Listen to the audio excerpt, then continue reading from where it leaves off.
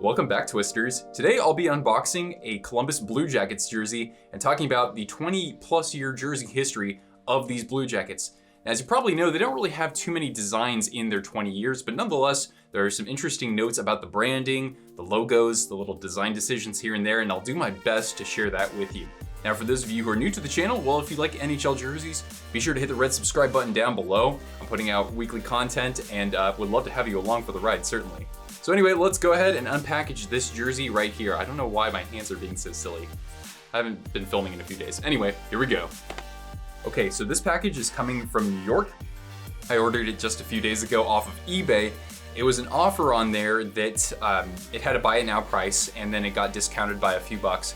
And I said, all right, well, maybe not the cheapest I could find this for, but considering the condition of it, I'm certainly feeling like I came away with a good deal. So let's go ahead and rip into this.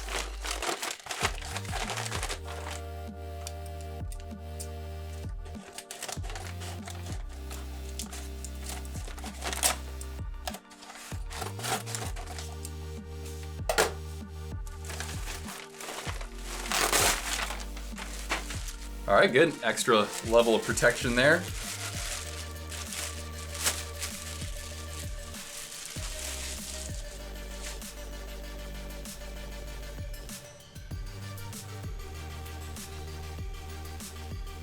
So here we go. This is the alternate that the Jackets wore starting in 2003, and they wore it up until 2006. This is where you first start seeing a star on the jersey itself. Except here you actually have multiple. And the interesting thing is that this sleeve here and the bottom of the jersey as well is actually black. I'd always thought it was navy, but then I was watching The Hockey Guy and he pointed out that it's black. And as you might be able to tell, this is actually new with tags. So, I mean, considering I paid overall about, about $100, $115, maybe $105. This is actually not a bad deal. New with tags, it's a jersey that not too many people talk about.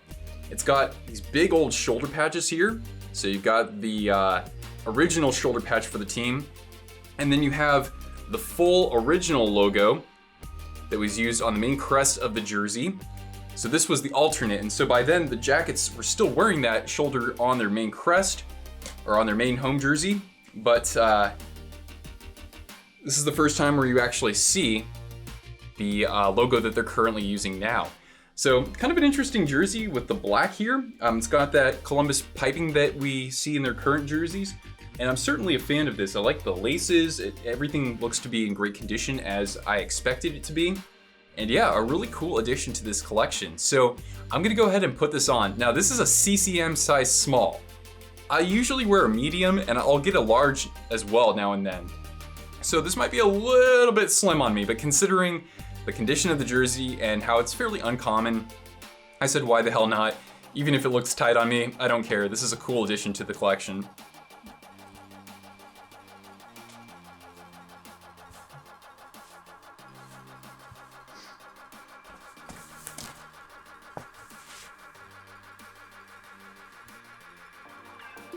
Okay, so this is definitely slim on me, but it's not as bad as I expected it to be. I mean, it still has decent length. It's not exactly going down to my belly button, so I'm not gonna complain about that much. Here, we'll tilt it down a little bit there. You know, as you can see here, the sleeves are still relatively short, but not that bad. I thought they were gonna be hiking up on me more. So overall, I actually think this is fitting better than I expected it to. So not too many complaints in that sense. Really neat, man. Again, just a unique color scheme for this franchise. And I really like the stars here. That's a little reminiscent of the original Capitals uniforms and the, of course, retro alternate they're issuing now for Adidas. Yeah, man, detailing on the logo looks pretty nice, even though this is a replica and not authentic. And yeah, I just really like it, like the little red cuff sleeve there. Piping looks cool. Some really interesting details, of course. You got the shoulder, the actual main crest on the shoulder for this one. And yeah, really great. I really don't have much to complain about for a new with tags jersey that I got for, I think, a good deal. And a great, nice addition to the collection. As you can see here, of course, I've got my Canon jersey behind me, the REEBOK version of that. So that's my unboxing. Now let's go ahead and look at the jersey history for the Columbus Blue Jackets. NHL hockey was a short-lived failure in the mid-70s when the California Golden Seals relocated to Cleveland as the Barons. So in order for 2000's Columbus expansion to have some real staying power, at least in part, the franchise would have to have a recognizable, impactful brand.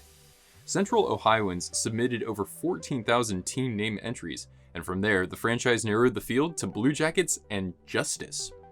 The name Blue Jackets was chosen to celebrate, as the franchise notes, patriotism, pride, and the rich Civil War history in the state of Ohio and city of Columbus. More Ohioans were part of the Union Army than any other state, including George Armstrong Custer and would-be President Ulysses S. Grant. The Buckeye State also produced a large portion of the Army's uniforms. The Blue Jackets franchise would embrace its state heritage to the fullest in its design and issuing of its logos and uniforms. Just before their inaugural season, the team developed this prototype jersey. Notice the lighter shades of blue, the military chevrons on the arms, and the diagonal red cuffs, each containing 3 white stars. In a sense, these elements would come to be used in future jersey designs. The Blue Jackets entered the league in 2000 sporting Union Blue, Gold Red, and Capital Silver jerseys. The main crest consisted of a red ribbon forming the letters C and B, and 13 stars representing the United States' initial 13 colonies. An electric gold hockey stick forming the shape of a J was topped by a silver star representing Ohio's state capital. Following a path seldom taken, the franchise included a shoulder logo of its mascot, Stinger the Yellow Jacket. The front office deemed the Wasp a bug with an attitude that reflected the hardworking spirit of Columbusites. The Jackets went through the usual expansion team blues in the first several seasons, but before the 2002-03 season, drafted a franchise cornerstone, selecting Rick Nash with the first overall pick.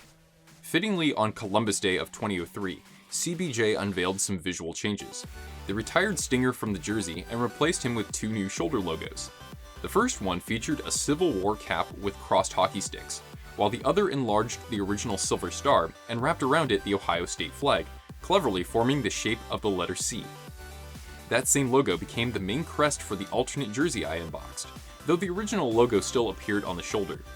This was the only time in which the Blue Jackets prominently featured black. Additionally, the white stars from the original jersey cuffs moved to higher up on the sleeves, and red and white were reduced to a slimmer piping. This became a preview of the design to follow later on.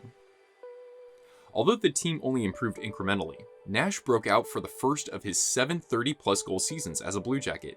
His 41 goals, including a league-best 19 on the power play, earned him the Rocket Richard. 2007's REEBOK Edge era brought about more significant changes for the Jackets. They adopted the alternate jersey's crest as their main logo. They also streamlined the striping by modifying the piping from the 2003 alternate and simplified the sleeving with just 1 star at the bottom. This look remained mostly unchanged through the Reebok years and into the Adidas era. 2010 marked the team's first foray into a completely different interpretation of the CBJ brand, as they unveiled what fans referred to as the Cannon jersey. In its first full season, it specifically honored the team's first owner, the late John H. McConnell, with his initials on the outer neckline. On the interior, the motto from the 2009 playoffs, "We Fight, We March," was boldly displayed, along with 10 stars coinciding with the team's 10 years in the NHL. While still using navy, the jersey heavily used cream and a lighter blue, perhaps drawing from the team's 1999 prototype. The centerpiece was, of course, a Civil War cannon, complete with a ribbon displaying the team's name. It's also a nod to the 1857 Napoleon-era replica cannon that sounds off at Nationwide Arena upon each Blue Jackets goal. The Jackets initially struggled in the Cannon's early years, but showed a sign of good things to come in 2012 when they brought in a 24-year-old Sergei Bobrovsky to defend the net. Up until the Cannon's initial retirement in 2017, Bob put up impressive numbers, including a 2.36 goals against and a .923 save percentage en route to winning 2 Vezina trophies. In accordance with his second Vezina in 2017, the Jackets won a franchise-best 50 games. This would mark the first of 3 consecutive playoff appearances, a franchise best as well. As mentioned earlier, the transition from Reebok to Adidas was fluid for CBJ. In 2018, the team brought back the Cannon jersey as an alternate. That year, the Jackets pulled off one of the greatest upsets in not just hockey, but in all of sports, sweeping the record-setting Tampa Bay Lightning in 4 games. Columbus eventually came up short in 6 games to the conference champion Boston Bruins. All right, friends, well, that's gonna do it for this video. I hope that you enjoyed this little trip down the Columbus Blue Jackets history, and we'll look forward to other jersey unboxings and history videos in the weeks and months to come. If you enjoyed this video, give it a big thumbs up, subscribe if you haven't already, and I'll see you guys around for a future video. Thanks so much for watching. Stay safe, everyone.